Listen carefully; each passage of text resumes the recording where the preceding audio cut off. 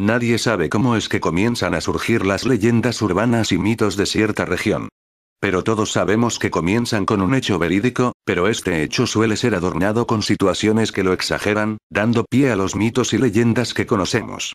Saludos, estamos en la 18ª parte de las leyendas mexicanas. ¿Por qué nacen estas leyendas? Comencemos con la primera, primero muerto que esclavo. Originaria de Querétaro, y es de la época de la conquista. Existe en la delegación de la Villa de Bernal un cerro al que por su figura se le dio el título de la Media Luna. Un jefe de familia chichimeca oyó decir a sus congéneres que los conquistadores venían sometiendo a todos los de su raza a la corona de Castilla de grado o por fuerza, y antes de perder su libertad y atar su esposa y su pequeño hijo a la cadena de la esclavitud, optó por perder la vida. Oyendo el estruendo de los conquistadores que se acercaban, tomó a su esposa y a su hijo, fueron al Teocalle, y frente a sus dioses de pie, ofrendó a su mujer y a su hijo justamente con unas palanganas de mastranto coronadas de cempasúchiles, a tiempo que la esposa de rodillas exhala fuertes alaridos, ofrendando oloroso incienso, y haciendo signos con el sahumador en dirección a sus dioses. Se acercaban los hombres acaudillados por Conin, y el indio, haciendo una reverencia ante sus dioses, y con el semblante descompuesto por la tribulación de su espíritu, su cabellera descompuesta, con su esposa y su hijo, se dirige al más alto acantilado del cerro cercano de la Media Luna, no sin dirigir a los conquistadores que le seguían, una mirada desafiadora. Llegó al borde del pináculo, seguido de cerca por sus perseguidores, y levantando en alto los brazos ofrece a sus dioses aquel sacrificio. Tomó a su esposa de la cintura, y la arrojó hacia el vacío exclamando ciertas palabras hacia sus dioses, e hizo lo mismo con su hijo, no sin derramar dos gruesas lágrimas. Aún no se oye el estruendo de la primera víctima al caer al fondo del barranco, cuando se veía en la caída, el pequeño cuerpo del hijo que le sigue. Unos cuantos metros distancian a los conquistadores del sujeto cuando éste, dando una última mirada de lejos al jacal que abrigó su primer amor, y otra de rabia hacia los que pretendían privarlo de su libertad, se arrojó también al vacío al tiempo que dos fuertes choques macabros, seguido uno del otro, se escucharon. Repetidos por el eco de los elevados acantilados, estos eran producidos por el choque de su esposa y su hijo que habían llegado al fondo. Y después se escuchó el estruendo en el fondo del barranco, producido por el cuerpo del hombre. Se dice que actualmente, en ciertos momentos, se pueden escuchar voces de las víctimas, o incluso se repiten los sonidos de cuando sus cuerpos impactaron con el fondo del barranco. Prefirieron huir de la esclavitud y morir de esa forma, por eso se le dice, primero muerto que esclavo. El hecho fue probable. Esta se llama, la Arena México. La Arena México, ubicada en la colonia Doctores de la Ciudad de México, es considerada la catedral de la lucha libre mexicana, pues en su interior se han desarrollado los encuentros más importantes de este deporte. La historia del Coloso de la Doctores es muy amplia. Su nacimiento se dio gracias a que la afición a la lucha libre creció enormemente durante la década de los 40 y 50. Hay que recordar que Salvador Lutero González, conocido también como el padre de la lucha libre en México, presentó la primera función de lucha libre en la capital el 21 de septiembre de 1933. Habían pasado ya años desde la inauguración de la mítica instalación, cuando comenzaron a ocurrir tragedias que han cobrado la vida de los espectadores, de algunos trabajadores, e incluso de los propios luchadores. Ha habido testigos que hacen mención de entidades espirituales que se han manifestado en las butacas, en los pasillos, e incluso en el ring. Las leyendas cuentan sobre sonidos que se escuchan sobre el cuadrilátero, el mismo sonido que hace un hombre al impacto con la lona en plena oscuridad. Otro relato dice que justo durante un espectáculo, se han avistado entidades astrales que caminan cerca de la gente sin que los testigos se den cuenta de que quien está caminando cerca de ellos, es un espíritu que desaparece al llegar al final de un pasillo.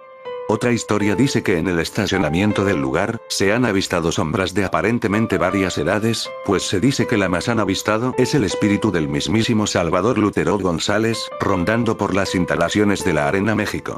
Se han reportado movimientos de objetos dentro del lugar, incluso durante una función, y que incluso se han visto espíritus entrenando en el gimnasio de la Arena de la Ciudad de México. Desafortunadamente sí han habido tragedias dentro del inmueble, y sus almas en pena aún están presentes. Esto es verdad. Bien, la siguiente se llama El Pidió. Esto es de Guanajuato. Cuenta la leyenda que cuando el brujo Elpidio murió, su madre anduvo buscando sin éxito que funeraria le diera el servicio de velación, y le diera cristiana sepultura. Todo el mundo le negaba la sepultura porque decían que él tenía tratos con el diablo, así que solo le vendieron el cajón. Su madre, al retirarse con el cajón, se fue pensativa y preocupada, comentando con sus familiares lo que Elpidio le dijo.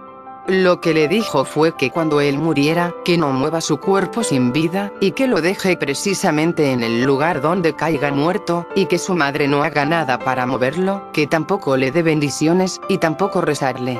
La fama de ser tierra de brujos, más la tiene la vecina ciudad de San Francisco del Rincón, o San Pancho como todo mundo la conocía.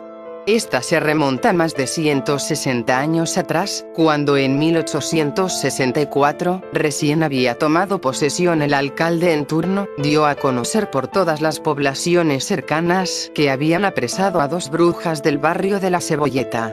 Ellas serían juzgadas en la plaza pública el siguiente fin de semana, y de ser culpables, serían quemadas ante la vista de toda la población.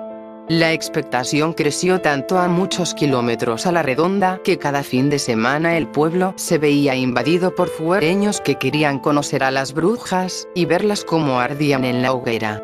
Otros hechos tenebrosos en San Pancho y León se dan a mediados del siglo XX, con la aparición de las poquianchis, que torturaban y mataban a las jovencitas que trabajaban en el centro nocturno que tenían, descuartizándolas para enterrarlas en lugares clandestinos. La fama del brujo Elpidio fue en aumento cuando se conoció su poderío. Como en el caso del señor que vivía en el barrio del Cuesillo, que siendo casado tenía un amante, y ésta un día lo invitó a comer a su casa. Al terminar de comer, la mujer le envió un platillo a la esposa que las probara, diciéndole al hombre que llevara a su esposa un poco, para evitar sospechas. Así lo hizo, y cuando la señora terminó de comer, empezó a perder la razón, al grado que al poco tiempo, la tenían que dejar encerrada y encadenada, pues le dio por salir desnuda a la calle. Muchos casos como este, le valieron a Elpidio ser considerado el brujo más temible. Por eso cuando murió no quisieron contratarle los servicios funerarios y solo le vendieron la caja. La madre del brujo, Elpidio, desesperada porque este ya tenía muchas horas de haber muerto, se acordó que por otra calle había una funeraria, y fue a tratar de contratar el funeral, pero ¿cuál va siendo su desilusión? Pues la funeraria tenía unos pocos días que se había cambiado de domicilio, y al ver el local vacío, decidió traer el cuerpo para pasar la noche con algunos de sus familiares. Ya entrada la noche, los deudos que se disponían a velar el cuerpo, encendieron 4 veladoras, y en un ambiente tenso, se hincaron para rezar. Al comenzar el rezo, se escuchó un fuerte estruendo, abriendo así un agujero en el techo de la casa, y el muerto se empezó a quemar.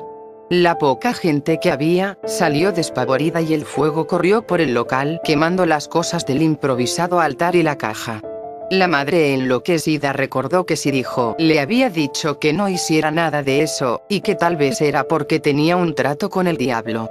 En los días siguientes el panorama y el ambiente en toda la colonia eran macabros. La gente, llena de miedo, ni siquiera se acercaba, solo un hombre que no tenía casa, se metía por las noches a dormir en las ruinas hasta que al poco tiempo desapareció, y jamás se supo de él. Los rumores de la aparición del diablo cobrando una vida, hicieron que unos sacerdotes del Obispado de León vinieran en un auto negro a bendecir el lugar en 1994. Algunos escépticos dicen que ahí no pasó nada. No sé sobre las condiciones de este lugar hoy, pero yo digo que esta es una leyenda tradicional, y que el hecho fue probable. La siguiente es Lobo Hondo. La madrugada del 20 de octubre del 2000, la fiesta en una de las discotecas más populares de la Ciudad de México, terminó en desgracia, al desatarse un incendio por un cortocircuito que dejó atrapados a decenas de personas. Los materiales flamables con los que estaba decorado el lugar causaron que el fuego envolviera toda la discoteca en cuestión de segundos.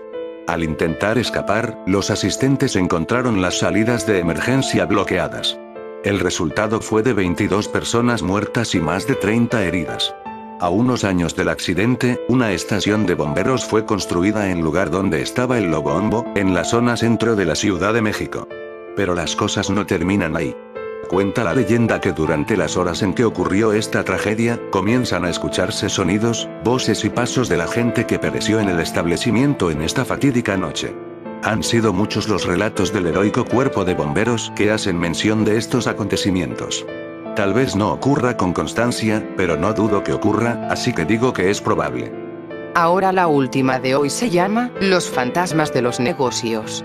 Se dice que en una gran cantidad de negocios del país, llámese autoservicios, departamentales, y entre otros, se han aparecido los fantasmas de niños, de gente de varias edades, e incluso de la propia muerte, y que estos supuestamente han sido captados en fotografías a mitad de la madrugada. No sé sobre su origen, pero sí se han contado historias sobre entes que aparecen en estos establecimientos, y sobre todo, en la mayoría de ellos. Yo digo que es probable que ocurran estas apariciones en muchos de estos lugares. Por ahora es todo. Nos vemos en el próximo video.